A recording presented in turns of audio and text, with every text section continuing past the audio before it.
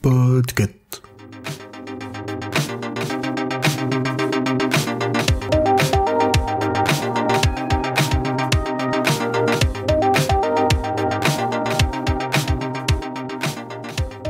Salut mes petits enquêteurs en herbe, ici Corée et aujourd'hui nous allons partir à New York et sur Prime Video pour retrouver un célèbre duo de détectives. On nous attend sur les lieux d'un triple homicide. La justice, c'est comme un orgasme, ça n'arrive jamais trop tard. J'ai reçu la visite de mon père. La qualité première d'un grand enquêteur est sa faculté d'écoute. Nous ne devons pas donner le même sens à ce mot. On a affaire à un pro.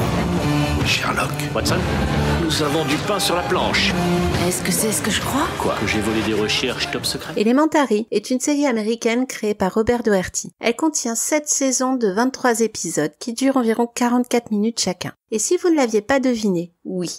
Nous allons parler du fameux Sherlock Holmes interprété par Johnny Lee Miller et de June Watson joué par Lucy Liu. Et non, je ne vais pas vous dire quelle est la meilleure adaptation entre le Sherlock de la BBC et Elementary car il n'y a aucun débat. Les deux ont pris deux chemins et deux manières de voir un Sherlock Holmes totalement différentes. Aussi, elles méritent toutes les deux un visionnage. Et si vous voulez en savoir plus sur le Sherlock de la BBC, il se trouve qu'il y a un excellent épisode de Watchlist dessus. Elementary est diffusé depuis le 27 septembre 2012, donc ce n'est pas une nouveauté, je vous l'accorde, mais elle apporte un Sherlock Holmes totalement innovant.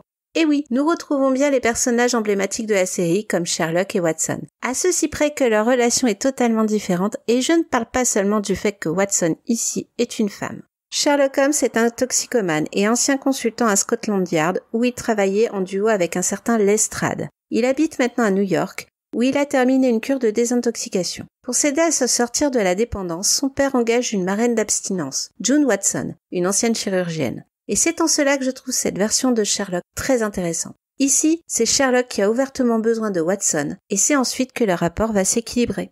L'objectif de cette version américaine, c'est pas du tout de faire mieux que le Sherlock de la BBC. Car oui, tout le monde les compare. Mais réellement de se démarquer de la série de romans. Oui, il y a des personnages récurrents qui apparaissent, mais ils changent et leurs rapports de force sont différents. Déjà, on a un Sherlock qui est au bout du rouleau et qui se reconstruit. Le commissaire avec qui il travaille, c'est pas du tout Lestrade qui restait à Londres. C'est un autre commissaire avec qui il a travaillé et il l'a connu quand il était flamboyant. Et maintenant, il lui donne des enquêtes. Alors oui, parce qu'il est doué, mais surtout pour l'aider à s'en sortir. Et en plus, il y a une profonde amitié entre ces deux hommes et un profond respect, même si ce sont deux taiseux de l'émotion. Sherlock n'est pas du tout en conflit avec la police de New York, ou ne les éclipse pas. Il leur apprend mieux à résoudre des meurtres, et chacune des deux parties le reconnaissent.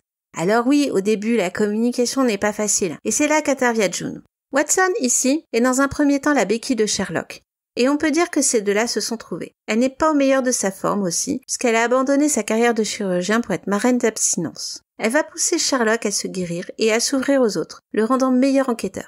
En contrepartie, et aussi avouons-le pour qu'elle reste à proximité bien qu'il n'y ait absolument aucune attirance sexuelle et ou amoureuse entre eux, mais surtout parce qu'il décèle un véritable potentiel, il va la former au métier d'enquêtrice. Pour le reste de la série, oui, nous avons des enquêtes à chaque épisode, et elles n'ont rien à rougir face à celles de romans de Arthur Conan Doyle. Elles sont juste totalement différentes, et j'ose même dire elles renouvellent un peu plus ce genre, parce qu'elles sont plus ancrées dans la ville de New York et dans le présent.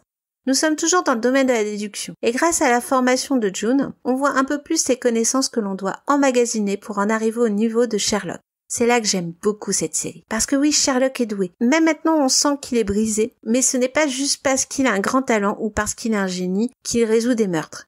Il est doué parce qu'il travaille. Et croyez-moi, on le voit tout le temps, travailler dans cette série. À tester des cadenas, à déterrer des vieilles affaires, à faire des points, à se battre. On le voit échouer, on le voit rugir, on le voit obligé de prendre du temps pour s'expliquer, pour se calmer, pour se reconstruire aussi. Ici, Sherlock, il est pas lumineux, ici il est plus sombre. Et avec la tête et le charisme de Johnny Lee Miller, parfois il fait même un peu roquer. On le sent nerveux tout le temps, ce qui est réaliste avec son passé de junkie. Et il cherche aussi des moyens de s'apaiser. Il crée des liens aussi à sa manière. Alors, si vous voulez trouver un autre Sherlock, foncez voir Elementary. Vous rirez, pleurez peut-être, vous énerverez, mais vous vous attacherez à cette espèce d'hyperactif qui tente d'être heureux. Et voilà, j'espère que je vous aurai donné envie de regarder Elementary. N'oubliez pas l'information la plus importante, à part regarder cette série bien entendu, c'est que ce programme vous est présenté par Watchlist, du label Podcut. Ce label, ça pourrait être un peu votre seconde maison si vous le désirez. en vous inscrivant au Discord par exemple. Nous pourrions discuter de séries que nous n'avons pas le temps de regarder et elles sont légion. Vous pouvez aussi nous aider financièrement en souscrivant au Patreon, où vous aurez accès à des articles exclusifs. Tous les liens sont bien sûr dans les notes de cet épisode. Et si vous souhaitez nous aider sans pour autant vous investir autant, vous pouvez noter notre podcast, partager et commenter sur les réseaux, ce qui augmentera notre visibilité. Vous pourrez enfin découvrir et faire découvrir les autres podcasts du label.